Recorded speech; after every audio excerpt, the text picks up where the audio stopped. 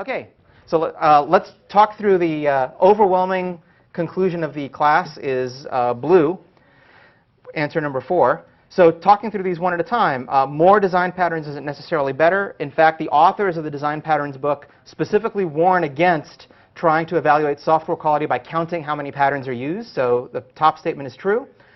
Well-designed software can evolve to where patterns become anti-patterns.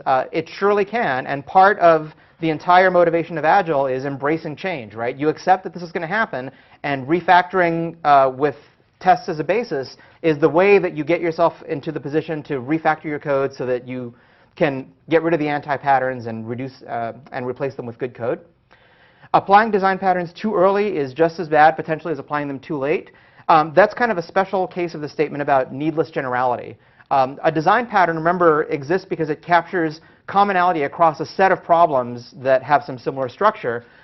In some cases, you might actually know going into it that you're going to face a particular kind of problem. For example, the designers of Rails included active record, which actually is an example of one kind of design pattern, because they figured so many apps are going to have a need to have an easy mapping between model objects and the database. But there's just as many cases where it's not obvious when you're doing your first round of features whether a certain part of your app will sort of, whether there be enough substance there to justify a design pattern or not. So early generality is generally not good. And that leaves us with number 4. Most design patterns actually are not specific to a particular language. There are a few that are specific to certain language mechanisms, but by and large, design patterns talk about structure, and the kinds of things that they capture are essentially language independent. In fact, during most of these lectures about design patterns, we're not going to see a huge amount of code, but we'll see a lot of boxes and arrows. When you see boxes and arrows, it's a good sign that it doesn't depend on a programming language.